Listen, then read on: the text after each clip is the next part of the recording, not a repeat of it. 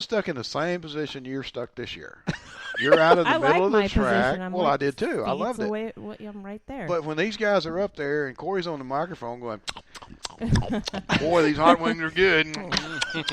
You know, I've been known to do that a time or two. you Next know, time, can't you just fly him out to yeah, her? can't you just hook it up I on was- the drone? you And a know, little well, net not going? really, but I was thinking about sending your SD card out there on the Oh, drone. yeah, you should have. Yeah, but I got to admit, if you haven't had their chicken fingers and French fries, by all means, try them out because those are fantastic. I've got to say, I've had the burgers. They're good. They're good. Nachos are good.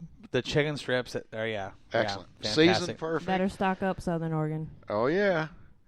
We don't want you to run out because I definitely have to have some more of those. But, man, those were good. Yeah, absolutely. So They're not as good as the racing, but they're good. No, that's a bonus. It's a brief It's a intermission. bonus, yeah. Can you guys believe the size of the crowds? Wow. No. Wonderful. I think on one of my posts, I took some pictures from Yes. the top of the tower, one end to the other.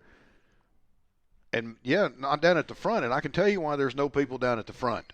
Unless you like a dirt bath or eating It's Southern dirt Oregon. track racing, baby. That's where you Well, want to Dirt be. track. Yeah. That's how you get that flavor in your beer. Get your flavor, Yum. yeah. But if you look, I mean, there's probably 50, 75 people lined up for food. You go to the other side, the beer tenders on the other side, it's lined up. You know, they sold a lot of food, and it's good food. Sold a lot of 50-50 tickets, too. Yes, they did. The participation from the crowd supporting the organizations at that track for the 50-50. Can we say $916? That's what the winner. That's the winner's half. The winner. So Got that was $916. $1,832. Yeah. I have to tell you the cutest story. It's just absolutely adorable. So Corey calls the kids up. It was for 4-H. Calls the kids up to pull the winning ticket. They pull the winning ticket. They get the money, and you can tell that all these kids are super excited. Dude, they just made $900. Their last time You they know- were there, they got 300 So they are last year. absolutely thrilled. And this cute little girl, 12 maybe? Maybe 11, 12, 13, something like that. But anyhow, she's all excited. She's smiling, and she hands this big old fat stack of cash over. And she turns around as she walks out the door, and she looks at Corey, and she says, "And you are really, really, really good at your job." Oh my God, you guys! I had to laugh. I was did. It so was just the way she cute. said it was. I wanted was. to kiss her. She was absolutely adorable. But So I got to turn around and do the modified feature lineup, and she says that, and I'm trying not to laugh because the way she said it was just, it was super cute. But here's the deal: those kids were excited. They got to take home. Also, a fan got to take home $900, but those kids got to take home $900 as well. Yep. And that was good. Their 4-H program down there, so it was good for them. That's a good thing. The whole night was great. It was a long night. It was. Yes. There were some things that beyond control. Like I said, the night before the big rainstorm kind of created a little bit of chaos, but the racing itself, man, when you have all came together. When you have 100+ cars, Yeah. It was so exhausting. it was. We were there for a long time. My feet hurt. Well, I'll be honest with see, you. a lot of people Yeah. don't realize. A lot of the fans don't realize we get there at 3:00 in the afternoon. We leave here at 11 noon, and we get down there about 3, maybe a little after. We set up. We go to our pit walk. We're talking to drivers, taking notes, doing everything we're supposed to be doing for our job for later in the night. Then we start racing at 7. Okay, so in between that 4 hours, it's a busy 4 hours. Then we go racing, and the speed doubles. The pace doubles because it's just boom, boom, boom, boom. We were there till we raced at till 1:30. 1:30. Yeah. Then Right we got around to there. pack up. Then we got to pack up. Which is amazing that they're not cut off at 11 like most places. Yeah. Well, they're out No there curfew. in the middle of nowhere. Yeah. There's It's no great. curfew. Yeah. You Which could is race good. till 4 in the morning if you want. You can run 5 divisions. It's a great thing that they don't have a curfew. Yes. But when you got to drive 3.5 hours home, it's like, oh wow, it's 1:30 in the morning and we're still racing. But we enjoy it. I know, but you guys make it fun driving back home. That's for sure. What's the old saying? It hurts so good. Yes, that is for certain. Yeah, we have a good time coming back home. And so I got to tell you something else that, and I'm excited about this because we'll be working with him again in a couple of weeks. Bob Valencia Yes. was the race director for the Roger Howden Shield Tribute. He does that show every year along with a couple other big shows at Southern Oregon. He was the race director. He's on the two-way receiver system, talking with the drivers, letting them know what's going on. And been to a lot of racetracks, worked with a lot of race directors. Bob Valencia is very, very good at what he does. It was the first time I got to work with him. So watching him and The top. I appreciate that, Brett. Thank you. Bob Valencia, his style and the way he communicates with the drivers on the track really helps keep that program flowing. It reminded me of Bakersfield. Very similar to Scott Schweitzer. Yes. Very similar to his style with the information he's feeding those guys. Phenomenal job. But I mean, they're coming. They're coming off on the exit road, and they're coming out on the entrance at the same time. I noticed that 2 or 3 times the other night. And we still race till 1:30. Yep. See, it got to a point where it's so fast paced that I would have to watch the flag.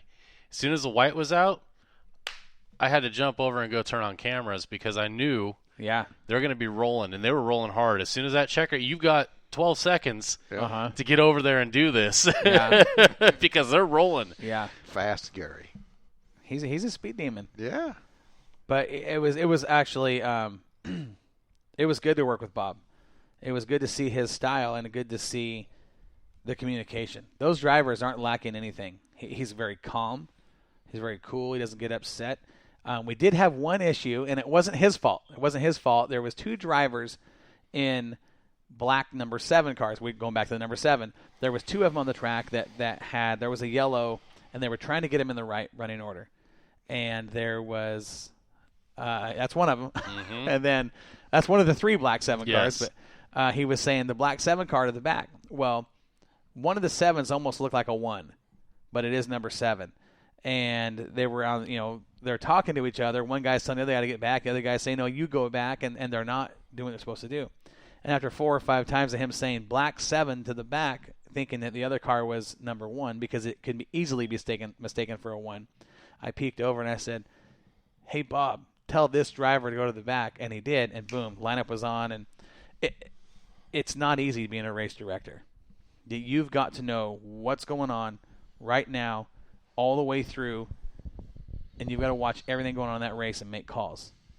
You got to know what lap you're on, which, computers help with that now, but the information he gives them, okay, drivers, welcome to the track. We're on lap number 9. Once they're racing, caution is out, or the caution comes out. The caution's high in turn 1. Everybody go low. And he doesn't raise his voice, doesn't get excited, and you'll see everybody come down the straightaway, lift, and drive to the bottom of the track. I was super impressed as well, Corey. The only other experience I have with that is Bakersfield with Scott Schweitzer. But man, he just did a great job phenomenal Saturday job. night. I mean, it was, so I sat there and listened to him a little bit, and he is on point. That race, being a race director, he was awesome. He was.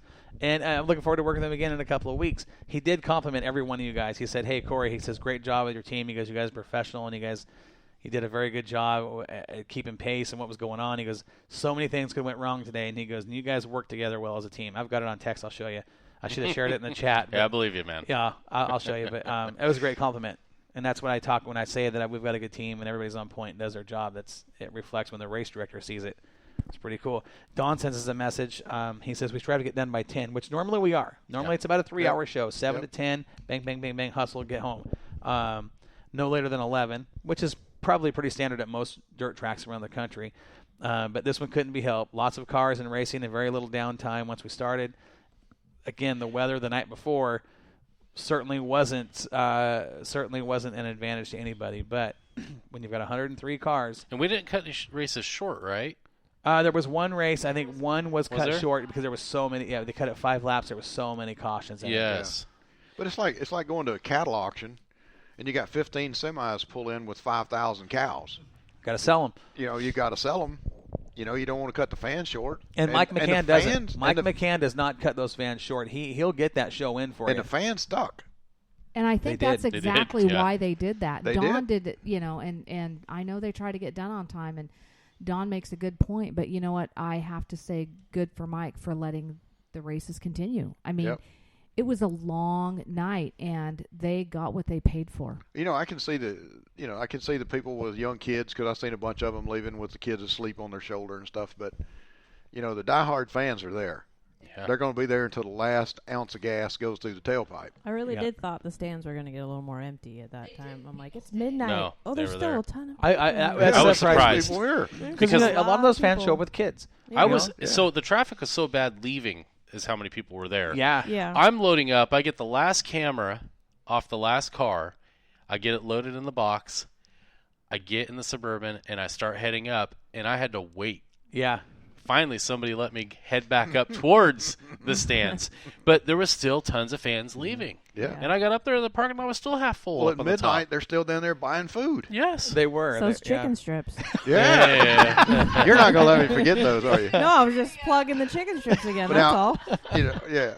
Well, now, I'm going to clarify this. I was going to a while ago, and I didn't. I offered You Nina did. No, I didn't say you didn't to offer. get her some chicken strips and bring it and take them down there because I knew personally what it felt like to be hung out in the Sahara down there. We're just going so much, and it's so busy, and we're having so much fun. I don't even realize it's been 4 hours, and I haven't eaten since 3. And I didn't want you down there smacking when Although you're clicking.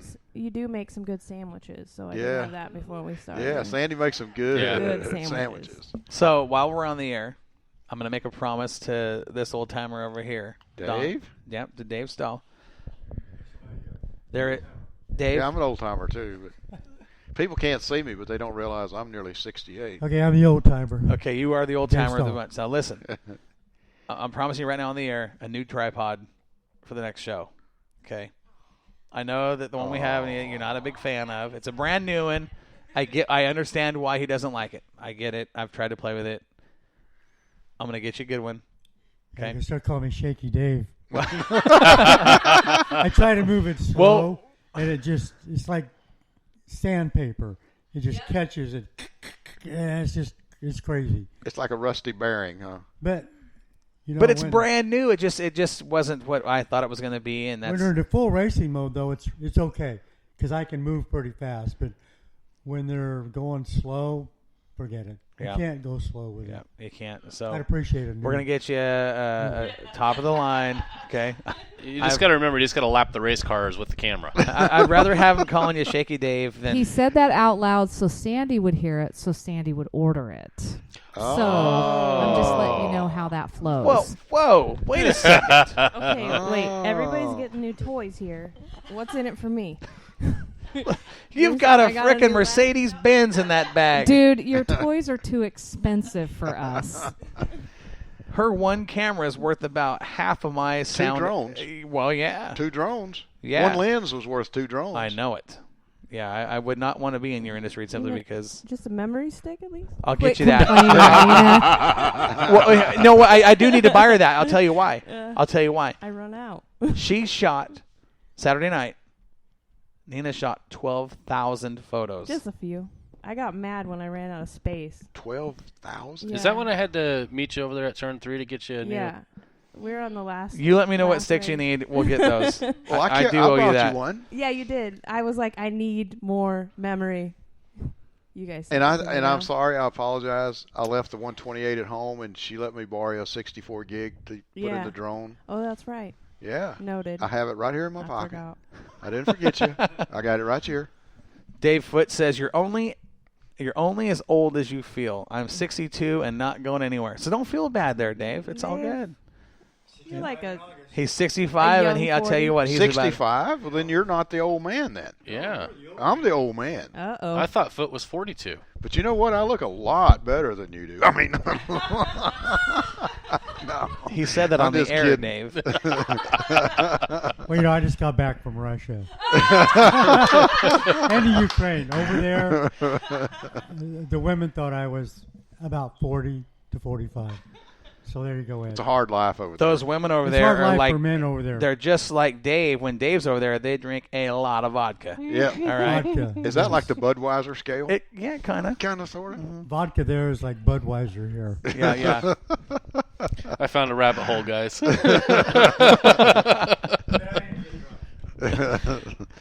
It's going to be the rest of the season from here on out. It's going to be fast-paced and interesting. And we got a good crew. Got some good crew. We got a great track. We got some amazing crew. See? Yes. Nina is correct.